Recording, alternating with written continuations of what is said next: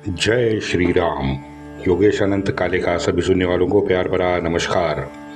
मित्रों, अगर मेरा कंटेंट आपको अच्छा लगता है, आपको सुनने में मज़ा आता है, तो कृपया लाइक शेयर सब्सक्राइब ज़रूर करें। और जो भी हमारे सब्सक्राइबर हैं वो बेल आइकॉन की घंटी दबाना ना भूलें।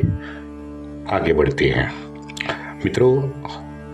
औरंग्या सल्तनते हिंद बोली औरंग्या कहते हैं ना, वो औरंग्या कुत्ते की तरह जिन्होंने मौत के घाट उतारा, पोर्तुगीजों को, अंग्रेजों को फटकार लगाई, दिल्ली शहर में ना घुसकर सिर्फ 4 किलोमीटर दूर रह के पूरे शहर में हलचल मचाने वाले ये मराठे मात्र 40 साल में, 1707 के बाद की मैं बात कर रहा हूँ, मात्र 40 साल में मुर्शिदाबाद से कन्याकुमारी तक सारी लड़ाइयाँ लड़ने वाले मराठे, पता नहीं 1757 के अब्दाली के समय सीना तान के क्यों नहीं खड़े हो सके। 40-45 सालों में जो भी हुआ है वो हमने बहुत विस्तार से अब सुना है। प्रथम बाजीराव की तरह जो उस वक्त एकजुट थे, न जाने क्या हुआ, फिर से वो एकजुटता दिखा नहीं पाए।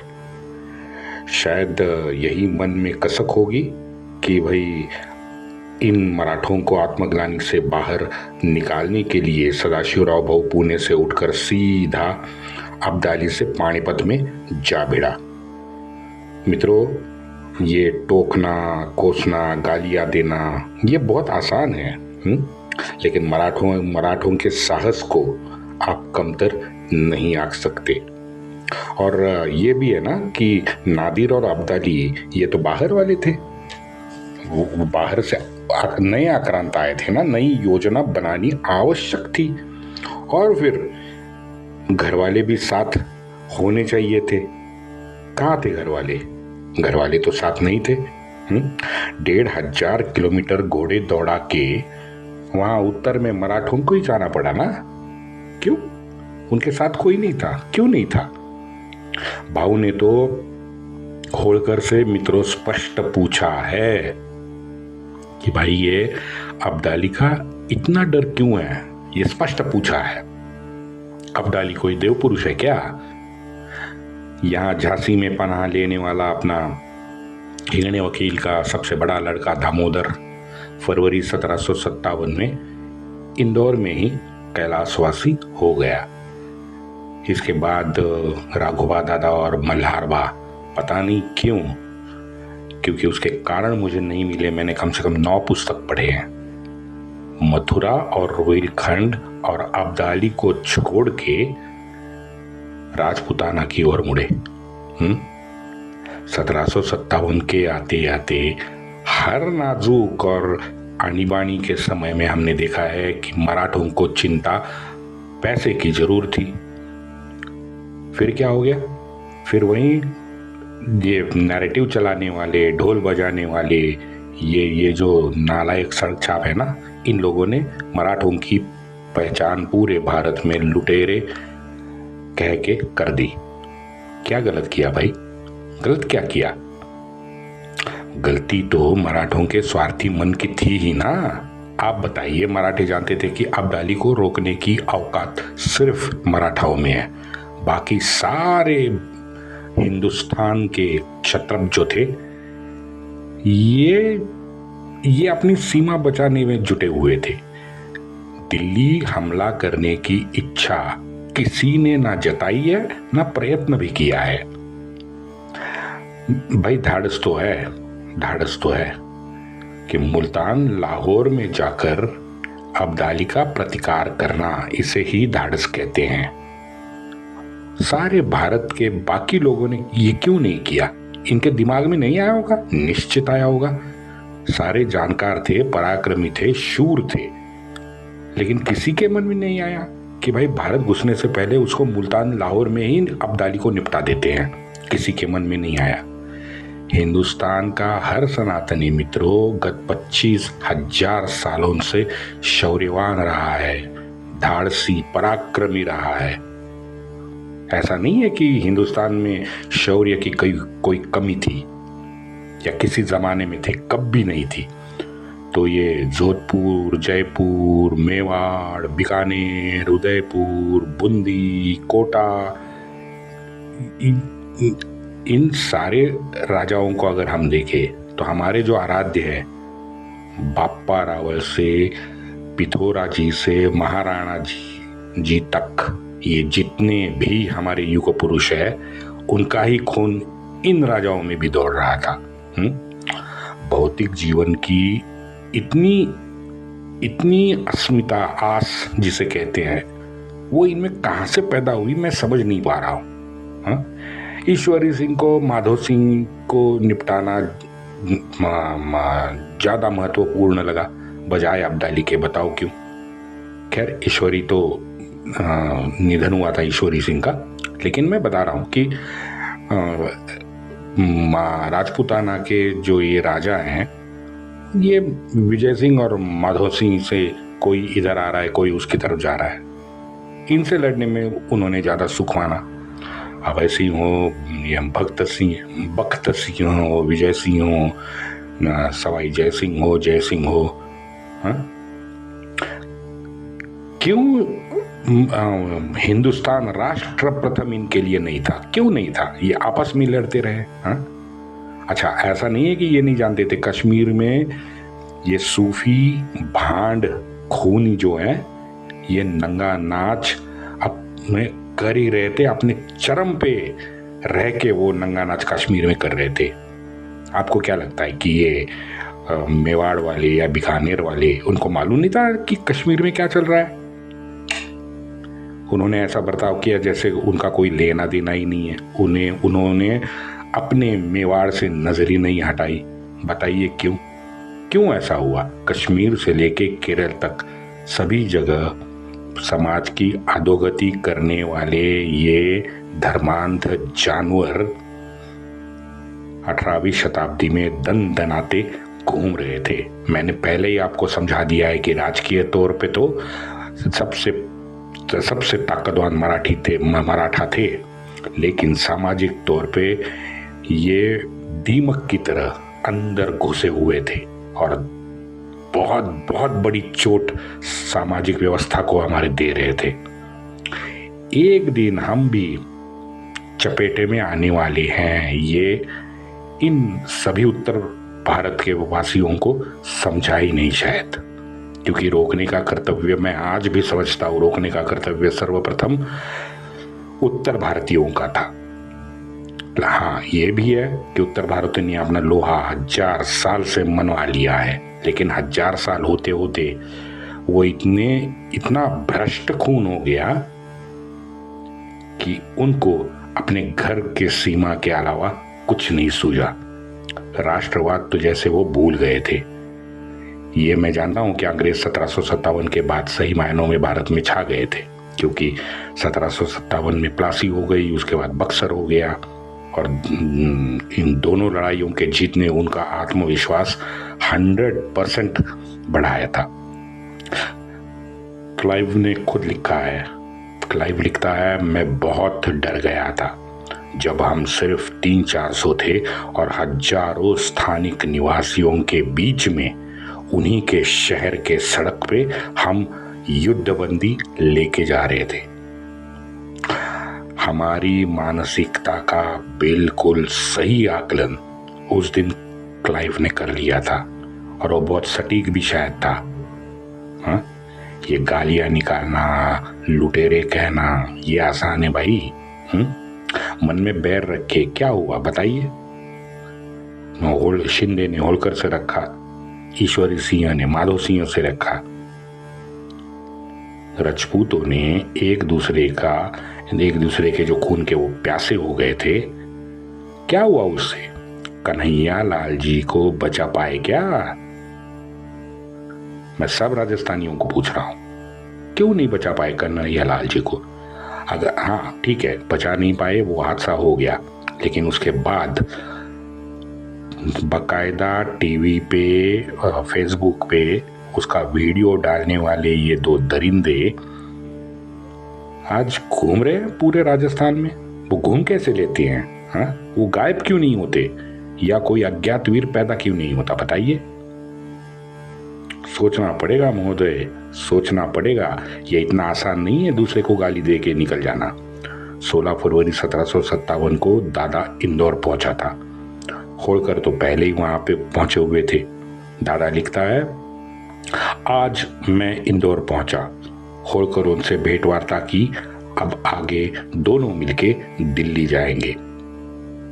अब्दाली के आने के बाद सभी राजे राजवाड़ों की नजर अब उसके कदमों में मुड़ी, अब उसके कदमों पर है, यानी वो सब सरेंडर करने के लिए तैयार है। अब्दाली के पारिपात्य करने जितनी फौज अभी हमारे पास नहीं है, जमा हो जाएगी। अब्दाली 80,000 लेके आया है और दिल्ली में सारे फंद फितूर आज उसके साथ खड़े दिखाई देते हैं। अभी मैं, विठल शिवदेव, मल्हारबा, अंताजी पंत, नारो शंकर और शमशेर बहादुर को मिला के हम 16 से 17,000 की फौज है। फौज और पैसा ये दोनों जोड़ने में मुझे 1 से 1.5 महीना और लगेगा। अब्दाली अगर दिल्ली में रहता है और दिल्ली के बाद में बुंदेलखंड से नीचे अगर उतरता है तो आज भी हम उससे निश्चित मुकाबला करने की परिस्थिति में हैं। जाट कुंभलगढ़ में लगातार जूझ रहा है, लेकिन उसकी फौज कम है। मित्रों, वाक्य पे ध्यान दे। जाट कुंभलगढ़ में लगातार जूझ रहा है, लेकिन उसकी फौज कम है। कम संख्या के बावजूद साहस और जिगर के साथ जाट अभी भी लड़ रहा है। ये है जो जाटों ने अपना बाहुबल भी दिखाया था और जज्बा भी दिखाया था। कम संख्या होने के बावजूद जाट भी जानते थे कि भाई जीतना बीतना तो है नहीं, क्योंकि पठानों की संख्या बहुत ज़्यादा थी। और वैसा हुआ भी। हम जानते हैं कि सूरजमल जी ने 10 लाख रुपए अब्दाली को देके उसको रफा दफा कर दिया। और यहाँ इंदौर में हमारे दादा गणित करने में व्यस्त थे कि यहाँ से 2,000 आएगी, वहाँ से 1,000 आएगी। हाँ, इनके पास जाएंगे तो 10,000 मिलेंगे, 50,000 मिलेंगे, 1 लाख मिलेगा, 2 लाख मिलेगा। यही गणित चल रहा था इंदौर में रह के दत्ताजी और जनको जी, ये दोनों चाचा भतीजे की प्रतीक्षा मराठी फौज कर रही थी। इसका मतलब सीधा ये हुआ भाई कि होळकर भी बिना दत्ताजी शिंदे के मदद से युद्ध नहीं करना चाहते थे। और ये मेरा दावा है, ये किसी ने बताया नहीं, ये मेरा दावा है। क्योंकि मुझे लगता है ये होळकरों का ना कातड़ी बचत नहीं, क्या कहते हैं, चमड़ी बचाओ मानसिकता का ये प्रतीक है। मल्हारबा होळकर ने तो खुद की फौज भी कम रखी थी। पता है क्यों? उन्हीं के शब्दों में, अगर ज्यादा रखते तो खर्चा बहुत ज्यादा होता। ये उनकी मानसिकता थी। बताइए। अमूल्य 3 महीना मैंने 4-5 एपिसोड से यही विषय को पकड़ के रखा है। मैं इस विषय के सभी एंगल आपके सामने रखना चाहता हूं, क्योंकि अभी मात्र 4 साल के बाद पानीपत आने वाला है। ये अमूल्य इंदौर के 3 महीने इन सब मराठी फौजियों व्यर्थ गमाए हैं, व्यर्थ गए उनके। सोचो, अब्दाली दिल्ली पहुंचता, ये लोग जब विजय सिंह और माधव सिंह के झमेले में पड़ रहे थे, इनको पता नहीं था? क्या बुद्धि कम थी? हाँ ना, स्वार्थ को चलते ये चिंतित थे, इसलिए अब्दाली पे ज्यादा ध्यान नहीं दिया। आक्रांता तो अब्दाली था, विजय सिंह और माधव सिंह तो घर वाले थे, उनको बाद में निपट लेते ना। पहले इनको निपटने के लिए ये राजपूताना गए। बताइए। मल्हारबा के सोच में लगातार 25 साल से ये जो बदलाव होते गया है, वो मैं हर एपिसोड में बार बार आपको दिखा रहा हूं, क्योंकि यही वो 3 महीने का समय था रघुनाथ राव के पास शायद उसको ये 3 महीने में ब्रह्म ज्ञान प्राप्त हुआ। आगे बताऊंगा। फिलहाल ये सखाराम बापू जी का पत्र देखते हैं। सखाराम बापू जी लिखते हैं कि विजय सिंह और माधव सिंह दोनों के वकील यहाँ हैं। क्या मतलब यहाँ है? हाँ भाई, तूने भगाया क्यों नहीं? उनको बताना चाहिए था कि ये तो आपका आपस का मामला है भाई, आपस में निपटाओ। हम यहाँ क्यों आए इतने 1,500 किलोमीटर दूर? हमारा लक्ष्य कोई अलग है और वो बहुत विशाल है। क्यों नहीं कहा बताइए? नहीं कह पाए। सखाराम बापू आगे लिखता है कि अब्दाली का सामना करने फाल्गुन मास के अंत तक का समय लगेगा। युद्ध करने से पहले ही ये हार गए थे, क्योंकि यही कारण बता रहे थे कि नहीं यार, हम तो लड़ेंगे तो सही, पक्का लड़ेंगे, लेकिन हमको तैयारी करने में फाल्गुन मास के अंत तक का समय लगेगा। ये सखाराम बापू कह रहा है। अब ये रो रहा है या हालात बता रहा है? बताइए। तो उसमें पुणे में बैठ के नाना क्या करेगा? वो तो जो उत्तर गए हुए मराठी थे उन्हीं के लिए कर्नाटक में पैसे जमा करने के लिए गया था। बताइए। हर एक सरदार युद्ध भूमि में असामान्य कर्तृत्व दिखाने वाला था जो उत्तर गए थे। वो मैंने बार बार बताया, सभी ने युद्ध भूमि में खुद को प्रस्थापित ऑलरेडी कर रखा था। ऐसे ये कर्तृत्ववान सभी वकील, ये सरदार थे हमारे जो उत्तर भारत गए थे। पता नहीं उत्तर भारत में इन मुसलंडों ने क्या जादू किया, पता नहीं। सारी जिंदगी इनके शरीर में कचरा गुजार दिया, बुद्धि में वो छा गए शायद मुसलंडे, ऐसे मुझे लगता है। क्योंकि आप सोचो 1757 में ये अगर भारतीय मानसिकता होगी, स्वार्थ, कुंठा, दंभ, सारे षड्रिपु ने मस्तिष्क अगर भरा पड़ा होगा, ऐसे लोगों ने मात्र 4 साल में 1761 के पानीपत में लड़ाई लड़ी है। हम तो अभी आज भी समझ सकते हैं, अगर कोई नया है और उसको ये अगर हम परिस्थिति समझाएं तो वो भी कहेगा कि नहीं, ये लोग तो युद्ध लड़ ही नहीं सकते, और अगर लड़ेंगे तो हारेंगे। ये तो उसको भी पता ही चलेगा कि पानीपत में आगे क्या हुआ। बिना पानीपत को पढ़े हुए वो भी बता देगा कि भाई आपने जो सुनाया वो लोग तो 100% हारने वाले हैं। श्री शिवराय के दिव्य संकल्प हिंदू पद पातशाही को मन मस्तिष्क में से पूरा इन लोगों ने मिटा दिया था। क्योंकि 16 फरवरी का पत्र मैंने आपको सुनाया है, उस पत्र में भी ये दादा जो हमारे हैं, ये वही रोना धोना सब गा रहा था। वंदे मातरम।